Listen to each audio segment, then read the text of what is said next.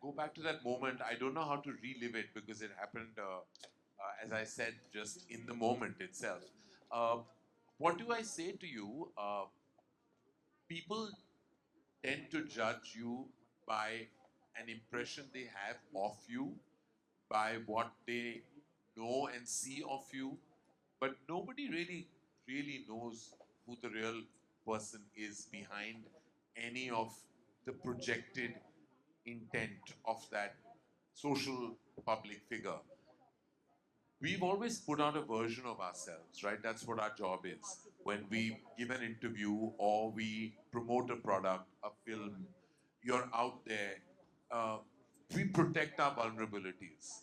But then at one point of time, you grow older, you grow wiser, you evolve, and you feel like sharing a piece of your life is not as scary as it used to be.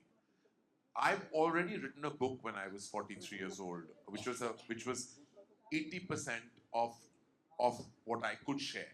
There is always a 20% that we'll hold back, and it's our prerogative too, because that will remain with our hearts forever. That moment was true because it is true. There is, I have two children.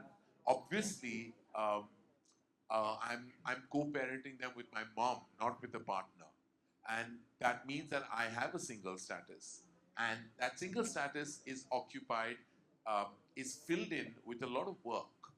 I push in so much work in the day that I don't think about that status, and that's what we all do when you're single and you're lonely and you're perhaps not wanting to address that loneliness. You pack in your day with things because you want to distract yourself from the core, and then you believe that if you have great friendships and a great family life, it can actually compensate for the lack of a passionate, intense romantic relationship.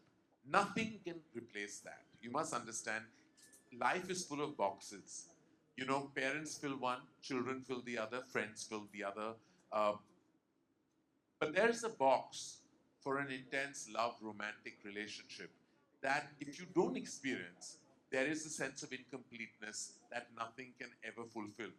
And that loneliness can actually really kind of consume you, and and it has consumed me. And I have not been in a relationship for very many years, a decade and more, and only I know what that really feels like. Fortunately for me, I can live vicariously through cinema. I can create those stories that I and characters that perhaps that I would like to kind of either romantically be inclined with or just fulfill that part of love and romance in my life. Not everybody has that leverage. I'm a filmmaker, I'm a storyteller.